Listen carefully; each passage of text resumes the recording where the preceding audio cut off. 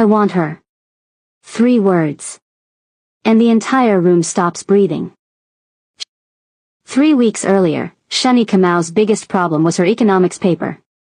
She had been sitting in the same spot in the Hanwoo University library for 4 hours, surrounded by journals she had requested through 3 different interlibrary systems because the ones she needed were always checked out by the time she got to them. This was the pattern. The students here who needed resources the least were always the ones who had already taken them.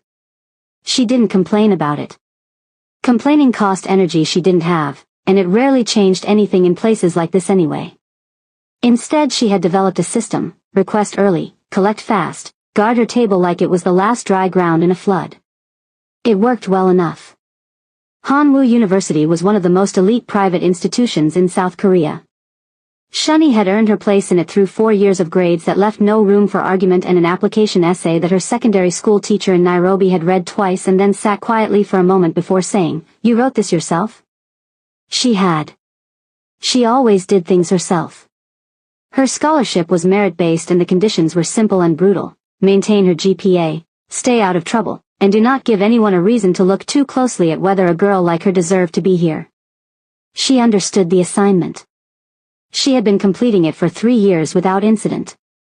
She lived in a small room off campus that she had found through a notice board when the university housing lottery hadn't gone her way. She cooked her own food. She tracked everyone. She called her mother in Nairobi every Sunday at the same time, and those 30 minutes were the most uncomplicated part of her week. She was not unhappy. That was the thing people sometimes assumed when they looked at her life and measured it against the lives around her. She had never wanted the things the other students here wanted. She wanted her degree. She wanted to go home someday having made her mother's sacrifice mean something. Everything else was noise. The library incident happened on a Tuesday. A third-year group had taken over the large study table near the window, the one with the best light and the most outlets, and spread their presentation materials across it with the relaxed assumption of people who had never once questioned whether a space was theirs to take. Shani had a booking for that table. She had the confirmation on her phone. She showed it to them politely. One of them, a boy whose family name was on a building 2 blocks from campus, looked at her phone and then looked at her and said they'd be done in an hour and she could have it then. She was still standing there, deciding exactly how to respond, when someone on the other side of the table said, "She has a booking. You can see the time stamp." Shani looked up. The girl sitting across from the group wasn't part of it. She had simply been close enough to hear and apparently close enough to care. She was watching the exchange with mild interest, her chin resting in one hand, the kind of beautiful that made the fluorescent library lighting feel like it was making an effort. The boy looked at her. Then back at Shani. Then he gathered his things. After they left, the girl looked at Shani and said, "You were going to handle it anyway." "Yes," Shani said. "I know. It was still taking too long." She went back to her book. That was Han Yuna. They became friends the way rare things happen, without planning, without effort, in the specific way that only works when 2 people are exactly who they actually are from the very first moment. Their friendship made no sense on paper and perfect sense in practice. Yuna was 3rd-generation wealth, the only daughter of Han Dong-hyun, chairman of Han Group, one of the largest conglomerates in the country. She had grown up in a house that got written about in magazines, attended schools where the children of politicians and executives sat beside her, and been prepared her entire life for a specific future she had never fully agreed to. She moved through elite Korea with the fluency of someone who had been trained in its language from birth: the right bow, the right name, the right silence held at the right moment. She was also, privately, exhausted by all of it. She found Shani's outsider clarity genuinely fascinating in a world where everyone around her had an agenda visible from 3 rooms away. Shani found Yuna to be a full person in a way that had nothing to do with her family name, which was something Yuna was quietly starved for. They had a late-night ramen spot near campus that stayed open until 2 in the morning. They had a shared playlist that neither of them discussed too seriously because it would have revealed too much. They had a shorthand that had developed fast and stuck: the specific economy of people who don't waste words on each other. It was a good friendship. Shani trusted very few people in Seoul and she trusted Yuna. That was still true on the night everything changed. She just hadn't understood yet what trust costs when the other person is living inside a world you don't have the full map of.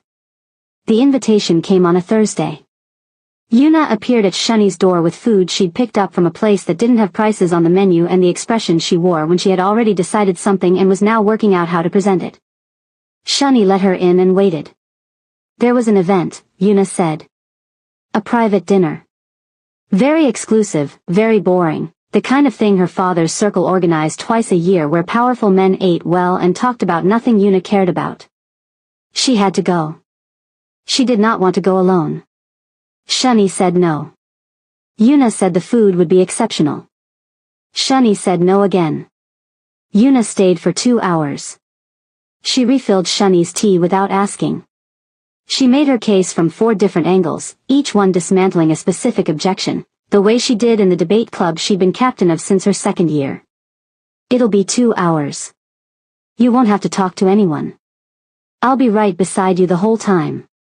I just need one person in that room who I actually want to be next to. On the 3rd day of this she brought Mandu from the ramen place and Shuni, who had been up since 5 working on her paper and was too tired to hold the line any longer, said fine. It was just dinner. It was just 2 hours. It was just a room full of boring, important people that Yuna needed her buffer for. She said yes. The night before the event Shuni sat at her desk after everything else was done and wrote a few lines in the small journal she kept. Not for anyone.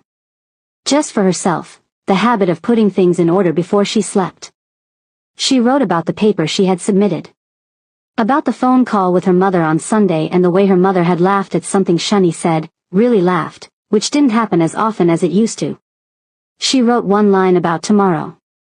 Something small. Something that named the low unease she couldn't quite explain, the feeling that sat at the back of her chest without giving her a reason. She closed the journal. She told herself she was overthinking. She went to sleep. Yuna arrived at 6 the next evening with a dress and a garment bag and the energy of someone who had already decided the night was going to be fun. She hung it on Shuni's wardrobe door and stepped back like she was presenting something in a gallery. Shuni looked at it. Then at Yuna. This is too much. It's a dinner. You need to look like you belong there. I don't belong there.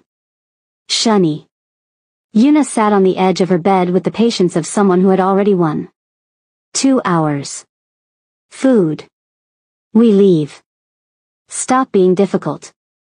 Shuni put on the dress. The car Yuna had arranged was quiet and warm and smelled like leather. The city moved past the windows in streaks of light. Yuna was talking, something about a professor who had cornered her after class, doing the voice she did when she was imitating someone pompous, and Shuni was laughing before she meant to. This was the thing about Yuna. She made the space around her easy. She always had. They were still laughing when the car turned off the main road. The change was gradual and then it wasn't. The streets got quieter. The buildings got further apart. By the time they passed through the first security gate Shuni had stopped laughing and was watching out the window with her hands still in her lap. Yuna. This doesn't look like a dinner. Yuna glanced at her. Her smile was still there but something behind it had shifted, something small that Shuni caught and filed away without fully understanding yet. It's a private venue. Rich people like their privacy, you know that. Shuni said nothing. The car stopped. A man in a dark suit opened the door. The estate in front of them was lit and enormous and completely silent in a way that large gatherings usually weren't. Shuni stepped out and felt the cold air and looked at the entrance and felt the thing in her chest, the same thing she had tried to name in her journal the night before, sharpen into something clearer. This was not just a dinner. She didn't know yet what it was. But she knew that. Yuna appeared beside her and touched her arm lightly. Stay close to me, she said. It'll be fine. They walked inside. The first thing Shuni noticed was the quiet. Not the quiet of a gathering that hadn't started yet. The quiet of a room where everyone already knew the rules and was following them. Conversations were happening, she could see mouths moving, glasses being lifted, hands gesturing, but the noise of it sat low and controlled, like something that had been turned down deliberately. The second thing she noticed was the women. There were not many of them. The room was mostly men, older, suited, the kind of men whose stillness came from never having needed to prove anything to anyone. The few women present were young and dressed expensively and standing in the specific way that told Shani they were not here because they wanted to be. They were present the way furniture is present. Placed. She stayed close to Yuna. This was always the arrangement in rooms like this, and it worked because Yuna was impossible to ignore. She moved through elite spaces with a fluency Shani had always quietly admired, knowing exactly who to acknowledge, exactly how long to hold a conversation before moving on, drawing attention the way certain things draw light, naturally and completely. When Yuna was beside her, Shani disappeared. That was not an insult. It was a relief. Disappearing was what she needed right now. She scanned the room without moving her head. No phones. She registered this slowly and then with a cold clarity she hadn't had at the door. They had been asked to leave their phones in the car. Yuna had said it was standard for private events of this kind. She had believed that. Along the back wall there were doors. Staff moved through them but guests did not. Two men stood near the main entrance, not blocking it, just present in the specific way that means the same thing. She leaned close to Yuna. What kind of event is this? Yuna's eyes moved across the room once before coming back. The boring kind. Stop worrying. That was not an answer and they both knew it. Before Shani could push further the room reorganized itself. No announcement. No direction. Guests simply moved, drifting toward the edges, clearing the center, the way a crowd moves when it already knows what comes next. A man in a tailored suit stepped forward into the space that had opened and began speaking in the measured tone of someone running a transaction, not hosting a dinner. Shani's Korean was good. 3 years of full immersion had made it good. She understood enough of what he was saying, and what she understood made the blood leave her face. She grabbed Yuna's arm. We need to leave. Yuna's jaw was tight. We can't just walk out. Why not? Yuna didn't answer. Shani looked at the entrance. The two men were still there. Still just standing. She looked at the back doors. She looked at the room full of people who were watching the suited man with the calm attention of people who had done this before. She went still. This was what she did when a situation closed around her faster than she could think her way out. She stopped moving, stopped reacting, and started watching. It had served her before. She let it serve her now. She kept her face composed and her eyes open, and she began paying attention to everything. She was doing exactly that, watching, filing, planning, when the room changed. It was not a sound. It was not an announcement. It was the specific shift that happens when something enters a space that the space was not expecting. Conversations cut off. The suited man stopped mid-sentence. Even the air seemed to recalibrate. Shani felt it before she found the source of it. He came through a side door, not the main entrance. Two men positioned themselves behind him without being told. He paused just inside the doorway and looked at the room the way someone looks at something they are deciding about, unhurried, complete, already several steps ahead of whatever came next. Beside her, Yuna went very still. Not the controlled stillness of someone comfortable. The stillness of someone who had just seen something they didn't expect. He wasn't supposed to be here, Yuna said. Barely a whisper. Shani looked at her. Then back at him. She did what she always did. She dropped her gaze. She stepped slightly behind Yuna's shoulder and let Yuna's presence do its work. She became the background. She had done it 100 times in 100 rooms and it always worked. She felt his gaze move across the room. She felt it stop. The back of her neck went cold. She looked up. He was already looking at her. Not scanning. Not passing over her on the way to something else. Looking at her with the full, settled attention of someone who had found exactly what they came for. In a room full of people who had been chosen, curated, invited, he was looking at her. She looked away. Looked back. He hadn't moved. 3 words came from somewhere near the front of the room. She would never be fully sure if he said them himself or if someone said them for him. It didn't matter. I want her. The room stopped. Her face almost broke. She felt it happen, the composure she had held all evening coming apart at the edges, and she pulled it back through sheer will. She turned to Yuna. Her eyes said everything she couldn't say out loud. Fix this. Tell them they're wrong. Say something. Yuna looked at her. And said nothing.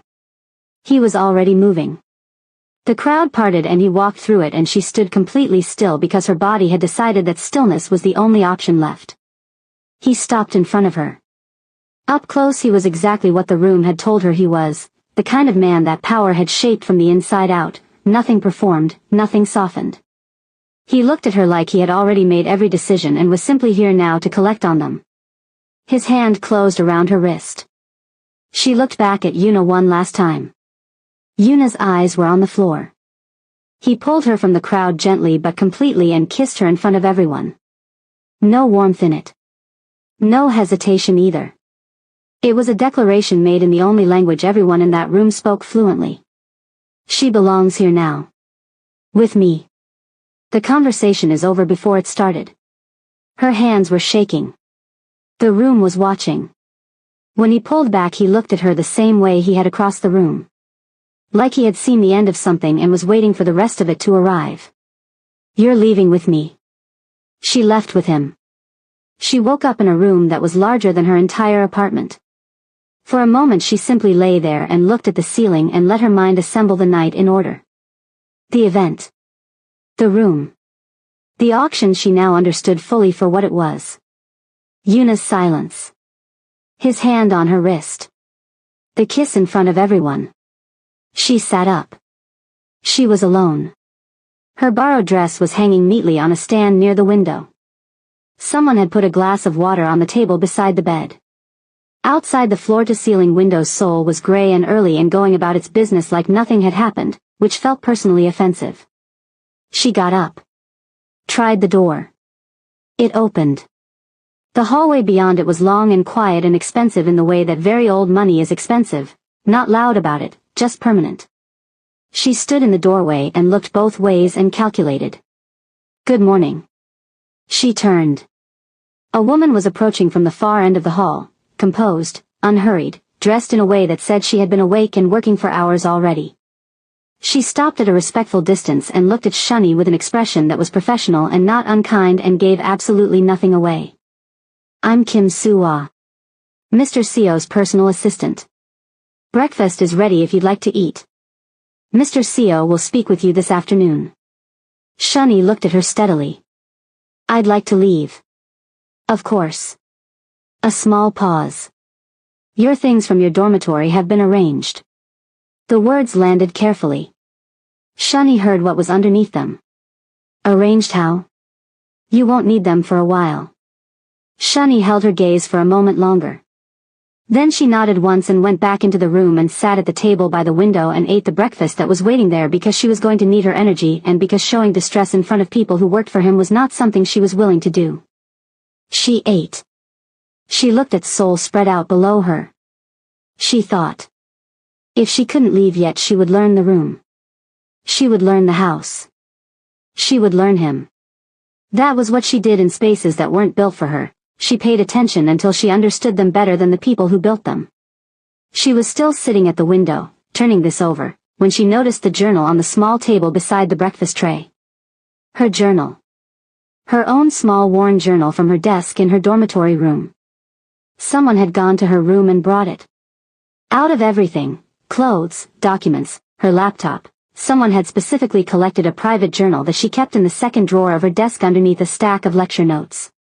She picked it up. Turned it over in her hands. It looked undisturbed. She opened it slowly, checking each page against her memory.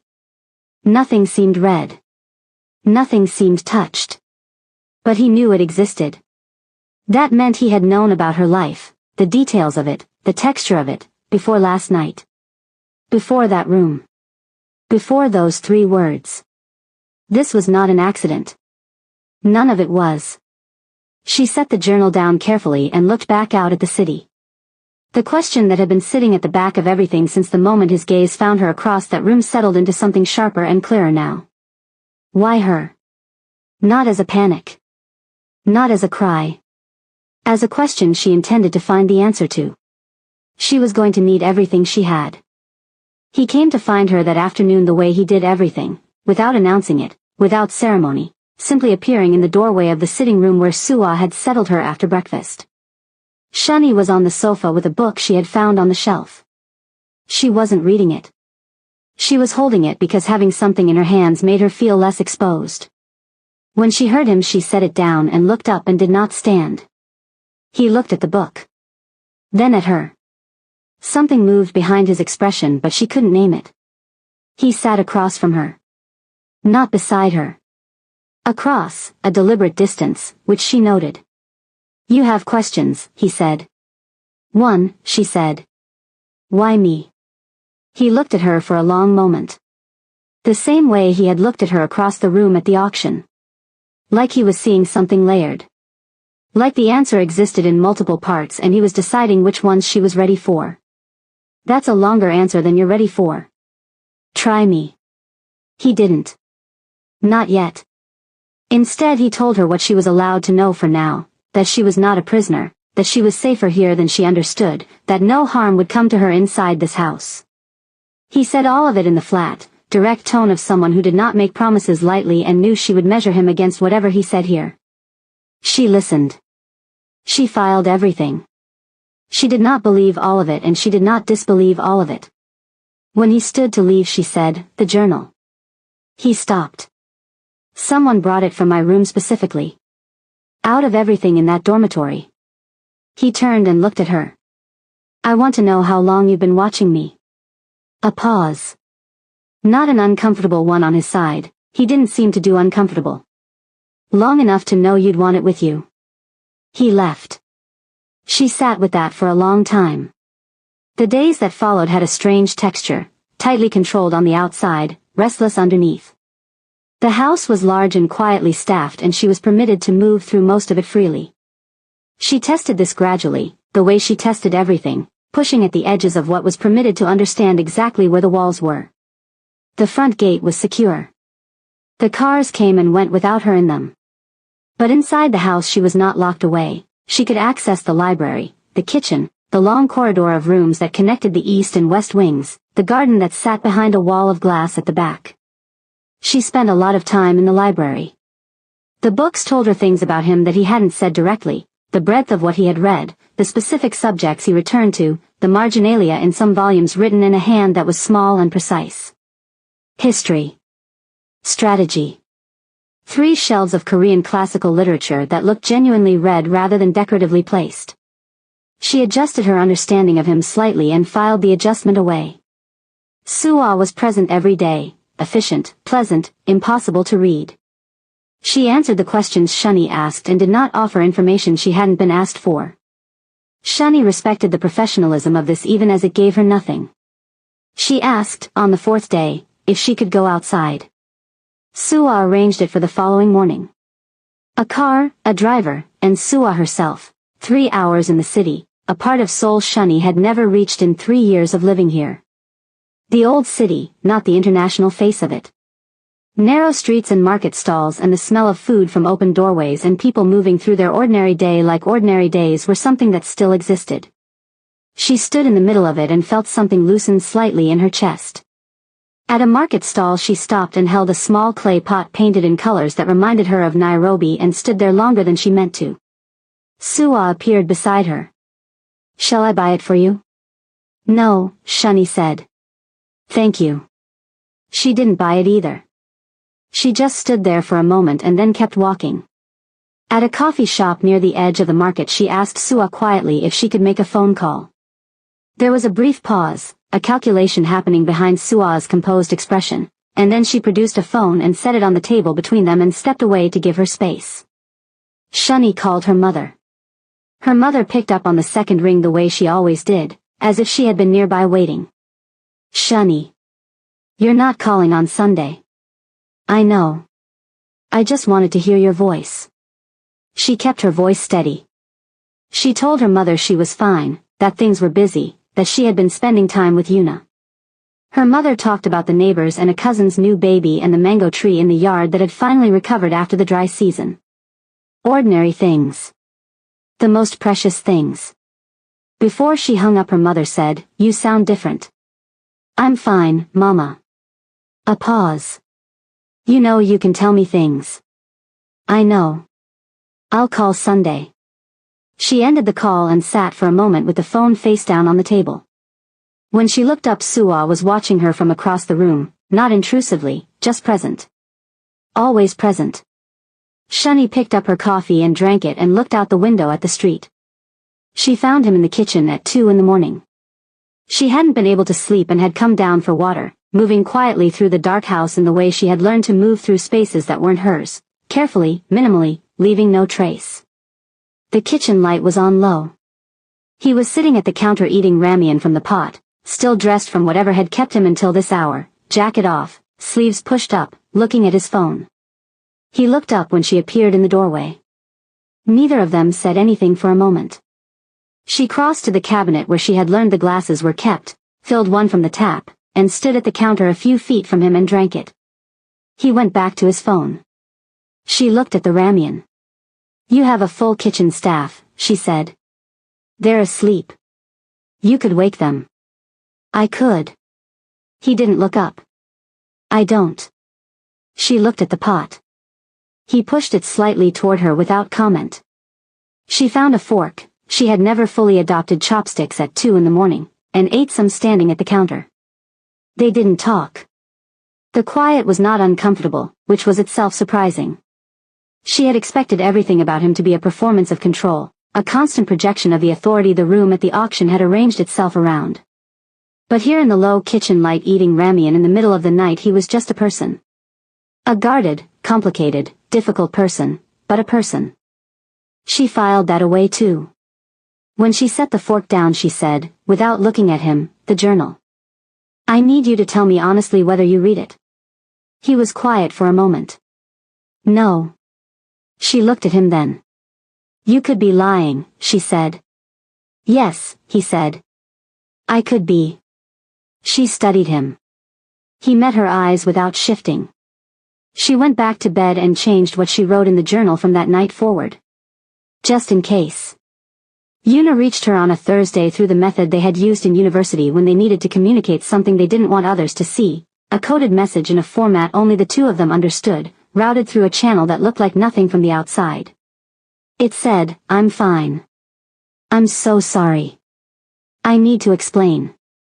Shani held the message for a long time before she responded. They communicated carefully over several days. In pieces. What Yuna told her arrived in fragments, each one shifting the shape of things. Yuna had known what the event was. Not fully, she had not known Shani would be chosen, she genuinely had not expected that. But she had known it was not simply a dinner, and she had brought Shani anyway because her father had told her it would be fine, that their family's position would protect them both, that Shani would be invisible and untouched and back home before anything complicated happened. Her father had been wrong. Or he had not been wrong. Shani was beginning to understand that with Han Donghyun those two things were not always distinct. She sat with what Yuna told her the way she sat with difficult things, quietly, completely, without the relief of reacting. The grief of it was specific and sharp. Not just that she had been brought somewhere dangerous. That the person she had trusted most in soul had known, on some level, what that place was, and made a choice anyway. Yuna was still Yuna. The girl from the library who had said she was taking too long. That was real. None of that had been a performance. And it still wasn't enough. Shani didn't say that. She didn't say much. She asked careful questions and listened to the answers, and when their communication ended that evening she sat in the library with her journal and wrote nothing. Just held it in her lap. She noticed, in the days that followed, that Yuna's messages had small gaps in them. Places where the account moved too smoothly past something, where a detail was offered that answered a question she hadn't asked while leaving a different question untouched. Yuna knew more than she was saying. Shani filed this and waited. She found the photograph by accident. She had been in the library for 2 hours and was reaching for a volume on the lower shelf when a smaller book slid with it and fell open on the floor. She picked it up. A photograph was tucked inside the back cover, the kind printed on old paper, the edges soft with age. Black and white. A woman she didn't recognize, composed, direct gaze, somewhere in her 30s, standing in what looked like a hotel corridor. Shani almost put it back. Then she saw the necklace. Small. Distinctive. A specific shape she knew without having to think about it because she had looked at it in the mirror 100 times in her dormitory room. The piece her mother had pressed into her hand the morning she left Nairobi, told her to keep it close, and never once explained. She stood in the library for a long time holding the photograph. Then she put it back exactly where she had found it and went to her room and sat on the edge of the bed and thought for a very long time before she picked up the phone Sua had given her for outgoing calls under supervision. She called her mother. "Mama," she said when she heard her voice. "I need to ask you something and I need you to tell me the truth." A silence on the other end. Not the silence of someone caught off guard. The silence of someone who had been waiting for a specific conversation and had hoped for more time before it arrived. "I was afraid of this," her mother said quietly. "I hoped it would never reach you." Shani closed her eyes. "Tell me everything." The threat arrived the same week. She didn't know the details. She knew only what she could observe. The house changed its rhythm. Staff moved differently. Sua's manner remained composed but something behind her eyes was more alert. Two men she hadn't seen before appeared in the corridor outside her room. On the third day Sua told her she would be moving to a different residence. "More comfortable," she said. Shani didn't bother pointing out that comfort was not the issue. The new residence was on the other side of the city, still inside his world, still beautiful, still a space she had not chosen. She settled into it with the same discipline she had applied to everything since the night this started. She learned the new rooms. She identified the new staff. She continued thinking. That evening J1 came. He stood at the window of the sitting room looking out at the city and she sat on the sofa behind him and said, "Something happened." He didn't turn around. "Yes." "Does it involve me?" A pause. "Everything involves you now." She watched the back of his head. 3 weeks ago those words from a man like this would have made her feel like a target. Now they landed differently, not with less weight, but with more complexity. She was beginning to understand that the way he spoke was precise. He did not say things he didn't mean. Which meant he was also not saying things he wasn't ready to mean yet. "I want to know what it is," she said. He turned then and looked at her. The familiar assessment, that layered, settled attention she had never quite gotten used to. "When I'm ready to tell you," he said, "I will." She held his gaze. "That's not how this works anymore." Something shifted in his expression. Faint. Gone before she could fully read it. He left without answering. But she noticed, the following morning, that Sua brought her coffee the way she had mentioned once in passing that she preferred it. Nobody had asked her to write it down. Somebody had been paying attention. She sat at the window with her coffee and thought about a man who moved the world around him with complete precision and had still, somehow, ended up standing in a kitchen at 2 in the morning eating ramen alone. She thought about her mother's voice on the phone saying I was afraid of this. She thought about the photograph and the necklace and the shape of something large that she could feel the edges of without yet being able to see the whole of it. She was close. She could feel that too. She opened her journal. She started writing. She asked him for the full truth on a Monday morning. Not carefully. Not with the measured patience she had been applying to everything since she arrived in his world. She walked into his study where he was working and sat down across from him and put her journal on the table between them, open to the pages she had been filling since the night her mother told her everything, and said, "I know enough now. Tell me the rest." He looked at the journal. Then at her. He closed his laptop. What followed was the longest conversation they had ever had. He spoke without the careful rationing he had applied to everything before this, not because she had broken him down, but because she had arrived at the table with enough that withholding the rest no longer served any purpose. She had done what he had not fully anticipated. She had figured out the shape of it herself. He confirmed what her mother had told her and filled in what her mother hadn't known. 26 years ago her mother, Amina Kamau, had moved through a network that connected 3 of the most powerful shadow structures in Asia and East Africa, not as muscle, not as a figure anyone would notice, but as the person who made things move cleanly and leave no trace. Documents. Money. Information. She was methodical and brilliant and completely invisible, which was exactly what made her invaluable. She had gotten out. This almost never happened. She had negotiated her exit with enough precision that the people who would have preferred to keep her had accepted the terms because the alternative was messier than they wanted. She built a different life. She had Shani. She kept her silence. But her exit had conditions attached that she had never fully settled. A specific set of documentation, evidence that mapped the internal structure of all three networks, names and accounts and agreements that had never been written anywhere else, existed in encoded form. Amina had been the one to build the encoding. She was also the only one who fully understood how to read it. The necklace she had pressed into Shani's hand the morning she left Nairobi was not just a necklace. Embedded in its clasp, in a method Amina had designed herself, was a key. Not metaphorically. A physical digital key that unlocked the documentation she had kept in cold storage for 26 years as her only real insurance. J1 had known about the documentation for years. He had not known where Amina was. He had not known about Shani until a rival faction began searching, specifically and urgently, and his intelligence network traced the necklace's location to a scholarship student at Hanwoo University who wore it every day without knowing what it was. He had gone to that auction to find her before they did. Shani listened to all of it without interrupting. When he finished, she sat for a moment in the particular quiet that follows a large thing being said. The rival faction, she said. What do they want with the documentation? To use it. Or to destroy it. Depending on what serves them. And what do you want with it? He was quiet for a moment.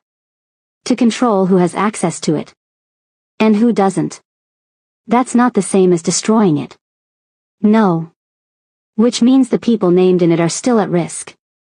Yes. She looked at him. Are you one of them?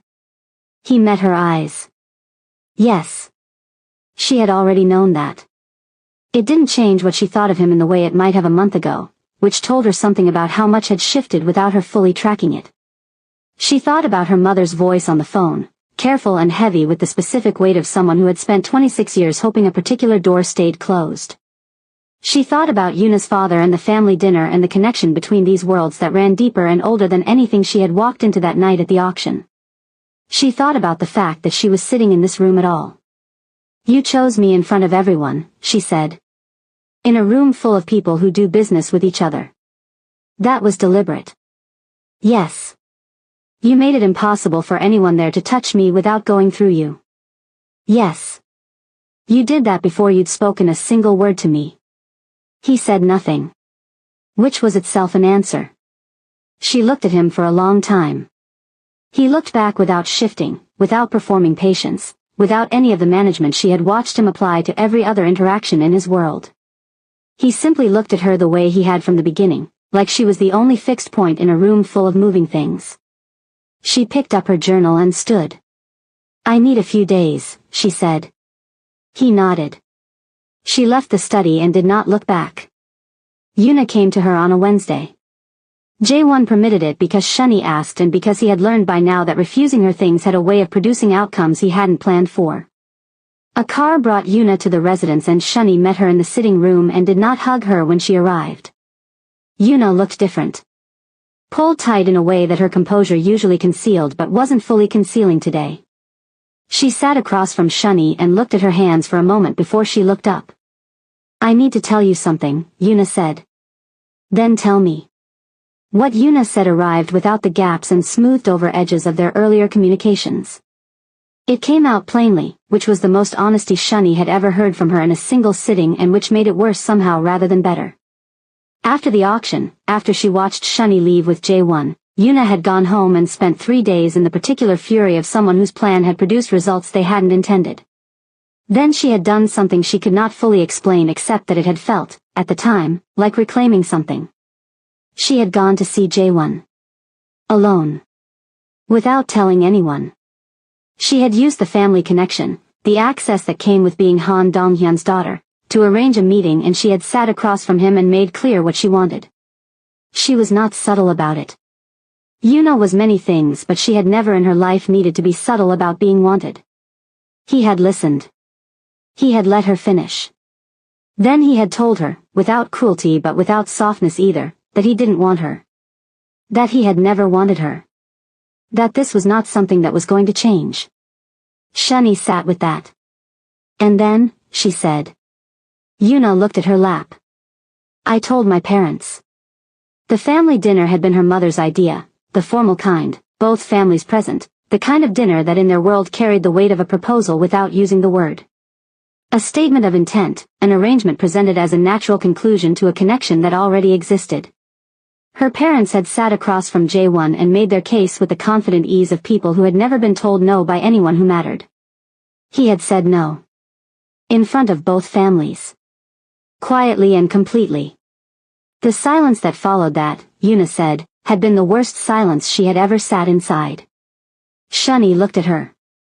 Yuna's face was doing the thing it did when she was holding something that was too large for the container she was trying to keep it in. And my scholarship, Shani said. Yuna closed her eyes.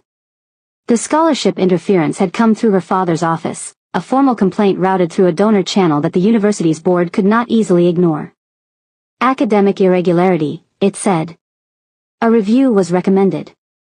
The kind of review that, once initiated, had a way of finding what it was looking for whether or not it existed. Shani had been sent a notification to the email address she hadn't been able to check since the night of the auction. She hadn't known. Until now. She sat very still. You did that, she said. Not a question. My father did it. Yuna stopped. I didn't tell him not to. The room was very quiet. Shani looked at the woman across from her, the girl from the library who had told a group of entitled students that she was taking too long, who had made the ramen spot feel like home, who had laughed with her in the back of a car an hour before the worst night of her life. She looked at her and felt the full, complicated weight of what it was to love someone and find out they had limits you hadn't known about. Limits that had cost you something real. I have nothing, Shani said quietly. Do you understand that? I came here with nothing. The scholarship is everything I built. Everything my mother made possible. And you let your father threaten it because he rejected you. Shani. You have everything. Her voice was still level. Still controlled. You have always had everything. I have never once begrudged you that. I was happy for you. I was proud to be your friend. And you looked at the one thing I had that you didn't, the one thing, and you tried to take it. Yuna's eyes were bright. It wasn't like that. Then tell me what it was like. Yuna's voice broke slightly. I just couldn't understand why it was you. You weren't supposed to be chosen. You weren't supposed to be the one I've known him my whole life. Our families. So it was never about me, Shani said. It was about the fact that you lost. That's not. Can't you just be happy for me? The words came out with the full weight of everything underneath them. You have everything, Yuna. Everything. Your family, your name, your future handed to you in both hands. Can't you just let me have this? Something cracked open in Yuna's expression. And what came through it was ugly and honest and completely unguarded, the thing she had been carrying beneath every polished surface. No, Yuna said. Her voice was very quiet and very certain. No, because I will always be above you. That is just how it is. That is how it has always been, and I don't know why you can't see that. The room stopped. Shani looked at her. Looked at her fully, at the girl who had been her closest friend in this country, at the thing that had just come out of her mouth like it had been waiting there for a long time. You're wicked, Shani said. Do you know that? You are a wicked friend. Yuna flinched. Then something in her face hardened. And before Shani could read what was coming, her hand moved, fast, flat, the sharp sound of a slap filling the quiet room. Shani's head turned with it. 1 second of absolute stillness. Then she turned back. And she slapped Yuna twice as hard. The sound was not small. Yuna stumbled back a step, her hand flying to her face, her eyes wide with the specific shock of someone who had never in their life had a consequence arrive that fast and that directly. Shani took 1 step toward her, Don't you ever, she said, raise your hand at me again. Her voice was not raised. It did not need to be. It carried the full weight of every room she had survived that wasn't built for her, every moment she had held her composure when she didn't have to, every time she had stayed quiet when she could have spoken and stayed still when she could have moved. Yuna stared at her. Her hands still pressed to her face. Her eyes doing something Shani had never seen them do, flickering, uncertain, stripped of the composure that usually came as naturally as breathing. Shani stepped back. Go home, Yuna. Yuna went. She found Jae-won in the study that evening and told him about the scholarship without preface. He listened. His expression didn't change, but something in his stillness changed quality, became the particular stillness of someone deciding something. I'll handle it, he said. No, she said. I will. But I need you to tell me who to call. He looked at her for a moment. Then he told her. The call she made the following morning was short and precise. She knew what she had and she knew what it was worth, and she communicated both things without excess. The scholarship review was closed by the end of the week. No irregularity found. The donor complaint quietly withdrawn. She told no one how she felt about having to use the leverage of his world to protect something she had built entirely on her own. She wrote it in her journal instead, in the small careful handwriting she had used since she was 12, and then she closed the journal and put it away and moved forward. She told him her decision on a Friday. She would give him access to the key. Full access, the documentation, the encoding, everything her mother had carried for 26 years. On her terms. She sat across from him in the study with a list she had written out by hand, and she went through it item by item without rushing. Her mother, full protection, permanent, untouchable regardless of what the documentation revealed. Her scholarship, clean, secured, no interference from any connected party ever again. Yuna, whatever complicated thing she was not to be destroyed by the fallout. And Shani herself, free to leave, free to return to her life, free to complete her degree and go home to Nairobi when she was done without anyone from this world following her there. He read the list. He did not try to negotiate any of it. Agreed, he said. She looked at him. All of it. Not some of it. All of it. She studied him for a long moment, the way she had studied him from the beginning, with the full attention she gave to things she needed to understand completely. She thought about the kitchen at 2 in the morning. She thought about the journal brought specifically from her desk. She thought about the way he had looked at her across that room before he ever said a word, like he had already seen the end of something. Why did you kiss me, she said. In front of everyone. You could have simply taken me out of the room. You didn't need to do that. He was quiet for longer than usual. No, he said. I didn't need to. She waited. He didn't say more. But his eyes stayed on hers, and the answer was in them if she was willing to read it, which she was, because she had become very good at reading him. She stood. She held out her hand across the desk. He looked at it for a moment. Then he stood and shook it. His hand was warm. She had not expected that, and then she had, because she had been paying attention. She let go and turned toward the door. Shani. She stopped. He almost never used her name. In weeks of conversation he had used it exactly twice, and both times it had landed with a weight that didn't match its 2 syllables. She turned. He was still standing behind the desk. The controlled distance he maintained in every room, with every person, was still there, but something behind it was different. Something that had been sitting behind his eyes for weeks was closer to the surface than she had ever seen it. He looked at her for a long moment. Then he said nothing. Just looked at her the way he had across the room at the auction, like she was the only fixed point in everything. She held his gaze. Then she turned and walked out. She went to her room and sat on the edge of the bed in the quiet and pressed her hands flat against her knees and stayed very still. Outside the window Seoul was moving through its evening. Inside this residence, somewhere down the hall, was a man who had agreed to everything she asked without changing a single condition. She sat there for a long time. She did not open her journal. She already knew what she would write. Yuna messaged her the following morning.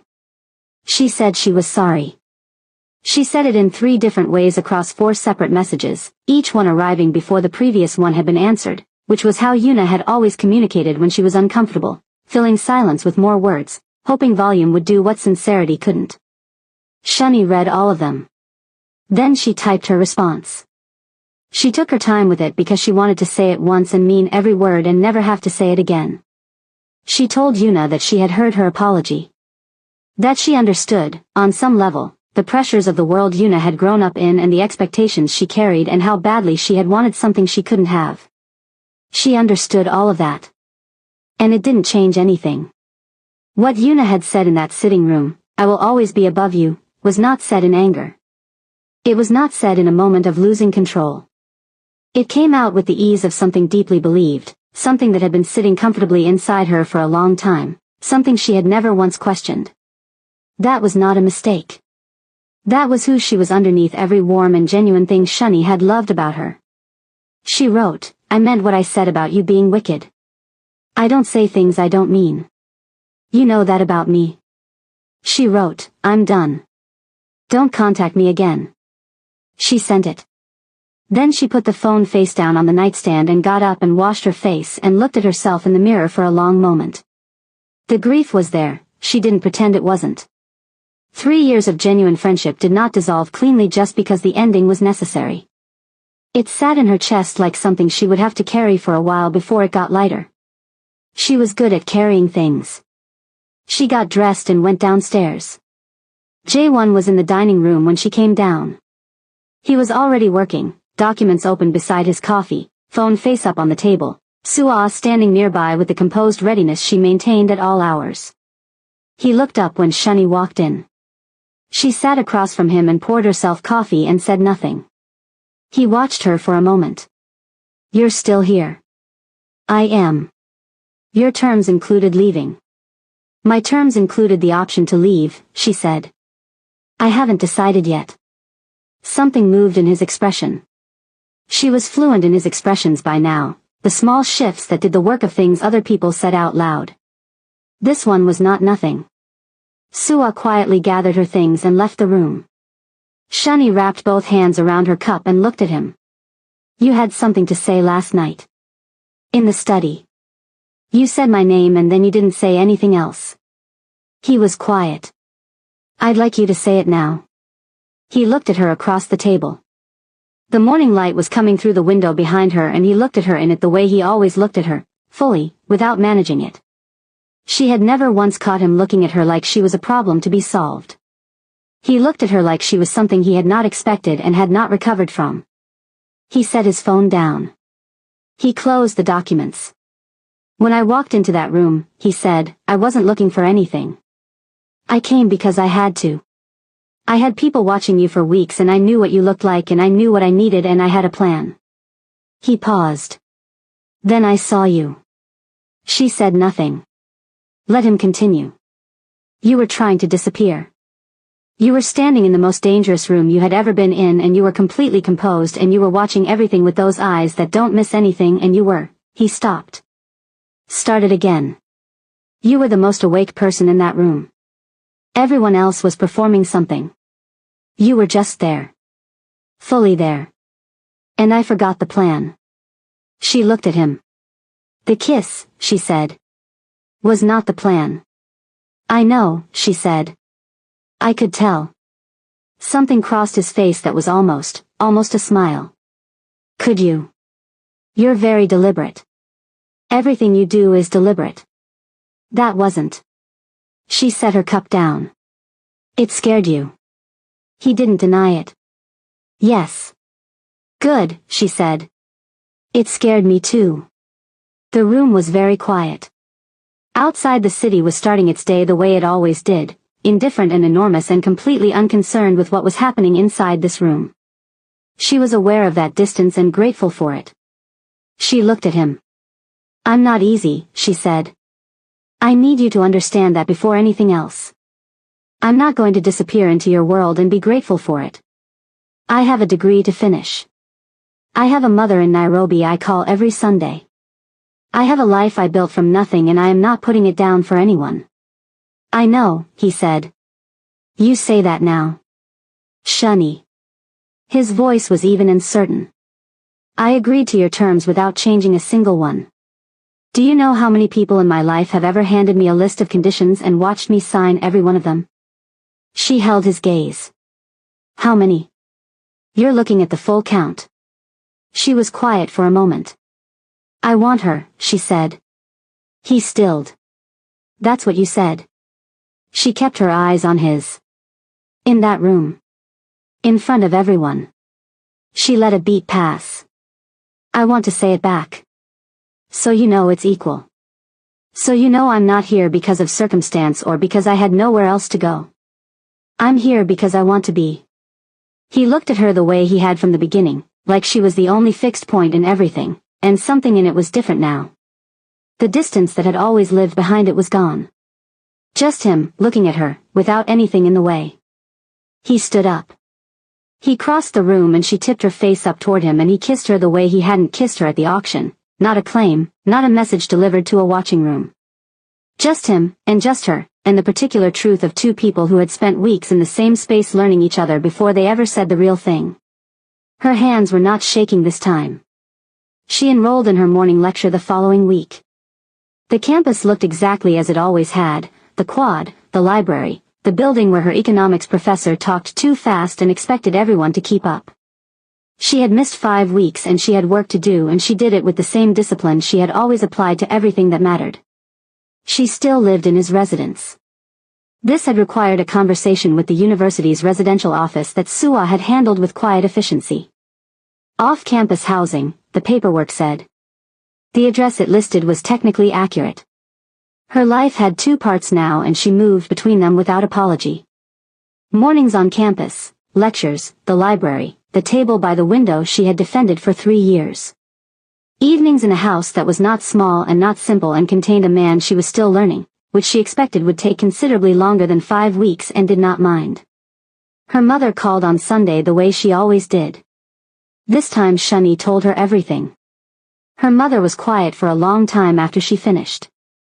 Then she said, the necklace. You still have it? Yes. Good. A pause. Tell me about him. So Shani told her. About the kitchen at 2 in the morning and the ramen. About the journal brought from her desk. About a man who had agreed to every single one of her conditions and meant it. Her mother listened without interrupting, which was not her usual approach, and when Shani was done she made a sound that Shani recognized. The specific sound of someone who has been carrying something heavy for a very long time and has just been given permission to set it down. Be careful, her mother said. I'm always careful. Be happy too, her mother said. You're allowed. Shani sat with that for a moment. I know, Mama, she said. I know.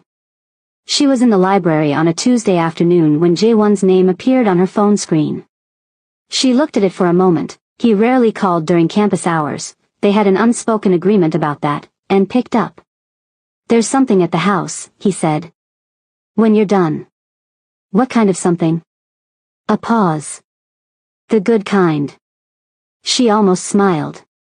He was not good at this yet, at the small ordinary language of being with someone, the texture of a relationship that wasn't a negotiation or a transaction.